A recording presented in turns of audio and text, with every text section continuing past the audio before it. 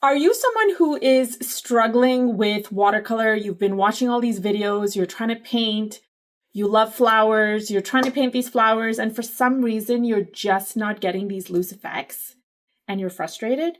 Well, you're in the right place, because in this video, I am going to show you the number one most important thing that you need to be aware of and very consciously and consistently have when you sit down to paint loosely in watercolor. And that, my friends, is white space.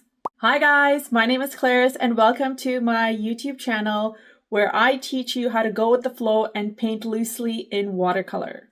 If you're brand new to watercolor and you just don't know where to start, download my free watercolor guide. In this guide, I will walk you through how watercolor works and also how you can start off with flowers. And then obviously you can hop onto my YouTube channel here. I've got hundreds of videos on how to paint almost every kind of flower that you can think of.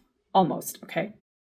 And if you're someone who's really looking to get into watercolor and learn more about this beautiful medium and therapeutic medium and how you can just have fun and flow with it, check out my watercolor membership. It's called Go With The Flow, where I teach you how to go with the flow in watercolor and have fun without all that added stress. So I've listed the links for both the download guide or the guide that you can download and also my Go With The Flow membership in the description of the video. So check it out. For my brushes, I'm going to be using my two favorite brushes, the Princeton Neptune number 6, the Princeton Velvetouch number 4. I've got my mailing set of watercolors handy. For paper, I'm using the beginners or the beginner student friendly Baohong watercolor paper. I've got water handy, I have my palette ready, and we're ready to begin.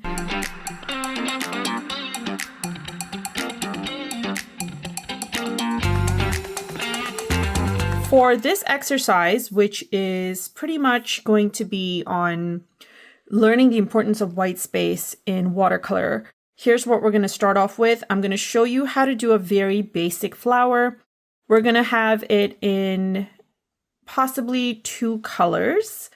And I'm going to show you exactly how we go about making sure that we have a little bit of control when it comes to, at least in the beginner steps, when you're first starting out in loose watercolor, how to flow with the water, but also kind of control the white space that you have happening. Okay, so we're going to start off with mixing a little bit of color, starting with the number 4 Velvetouch. These are my favorite brushes, by the way. I'm going to mix a little bit of the yellow. This is called New Gamboge in this set. I'm going to get that yellow in here. And then for the second color, I'm going to mix a little bit of, let's see, you know what would look really, really, really cute and pretty? Let's do a little bit of carmine. And I'm just going to mix that over here. Okay, so here's what I'm going to do. I'm going to get the yellow first. That we have. And then I'm going to create a circle by making sure we've got a good enough mixture of the yellow. And I'm creating a circle very roughly by creating these little dabs of color. Now it can be circles, like dots, I mean, or it can be little lines like how I have, kind of like a little rough sun almost. And then washing that off, I'm going to get some of that carmine. Beautiful, beautiful pink, pinky red jewel tone. And what I'm going to do is add that in between. Now we want to make sure it's like nice and I was going to say nice and mixed, but you want to make sure that it's like, it's not just a dab of color, but there's tons of water in it too, so that both layers have time to remain damp while we go on to the next move. So the next move I'm going to do is get my number 6 with water. And this is where time is important because you don't want this to dry up. Getting water on my brush, I'm going to extend and pull out.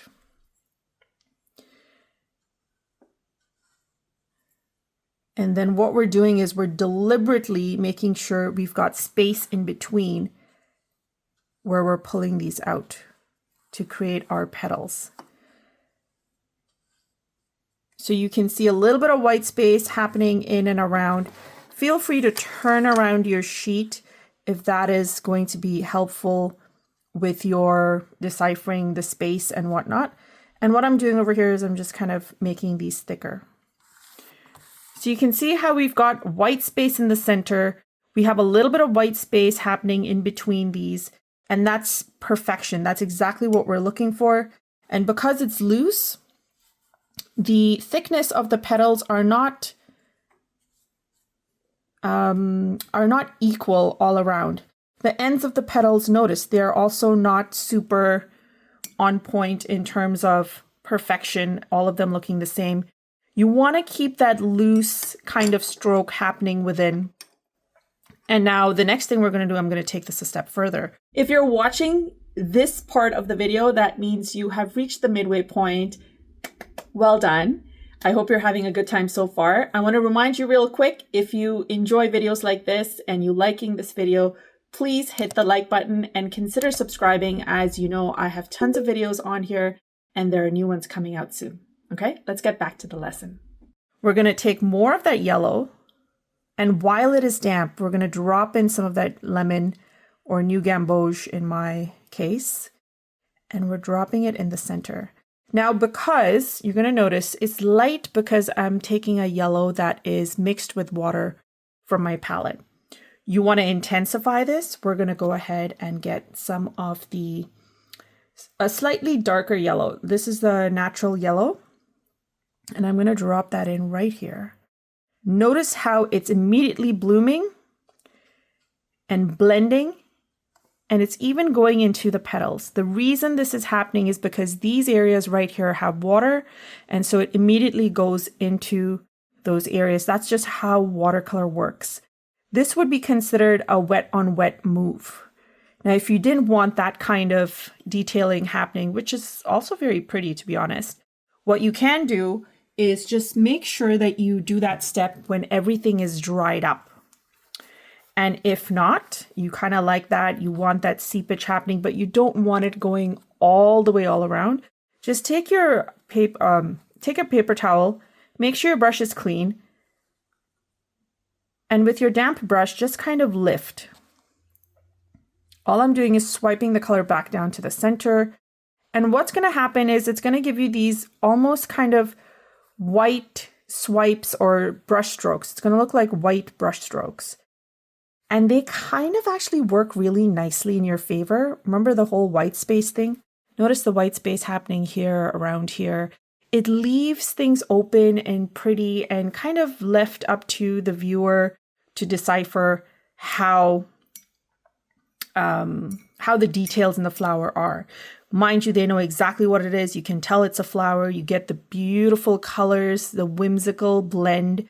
And that's the beauty of loose watercolor. It's kind of letting go of this whole aspect of wanting your flower to look a certain way, or, you know, the tiny details that make something picture perfect. Let that go. Let that whole expectation of yourself go. And this is what makes watercolor so fun, or loose watercolor so fun when it comes to florals. Now, this is a little bonus. If you want to take some of that extra pink and you want to get certain areas in your flower to be a little bit more multi-faceted when it comes to the pink, you can just take your pink, drop it into certain areas where it is damp, and it'll give you this soft bloom. Okay, this is just if you want to enhance certain areas. Now, obviously, it's important that you check to see which areas still are damp, and that's how you're going to get that look. Because if you kind of just drop it in areas that aren't damp, it's just going to sit there. And I'm going to show you what that looks like in a second. Let me just find an area in this flower that has dried up, and I'll show you what that looks like. So you can see how you're enhancing these petals simply. Now this one right here is dried or maybe half dried. So this right here, see how I'm dropping it in and it's not blooming in. It's kind of blooming in, but not really. It's not giving me that spread like it is over here. That's because this area right here is wet on damp. So this is a little bit of a bonus insight on these aspects. So there's wet on damp, and then there's also wet on dry. And this is what wet on dry will look like. This area right here, I know is dry. So if I drop that in, it just gives me a very hard line. And sometimes that might be what you want, and that's totally okay. That also works. Notice how as I pulled it up here, these areas were still wet, and so it's giving me that bloom. So really, when you sit down and really try your hand at watercolor, this is when you get to know how it rolls, quote unquote, and how it flows.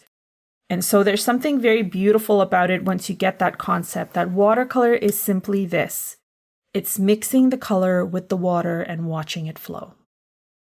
The number one thing about learning how to paint loosely in watercolor is all about unlearning everything we've learned about painting in school. So do you remember when you were in school, you would be told, okay, color these areas, make sure there's no white space, and then you were considered a good colorist. I was going to say colorer. Colorist. It's unlearning all of that in this video because white space is absolutely integral when it comes to loose style of painting. So if you reached this part of the video, that means you have completed the video. I hope you found this informative. If you have any questions at all, guys, please let me know in the comments and I will definitely get back to you. In addition to this, if you've tried this out and you loved your results, you're going to post it on Instagram or maybe even Facebook. Tag me so I can see your work. I absolutely love it. It encourages me to continue to put out videos like this for you. What also encourages me to put out videos like this for you is hit the like button, hit the subscribe button, guys. It really does help my channel grow and I can do so much more.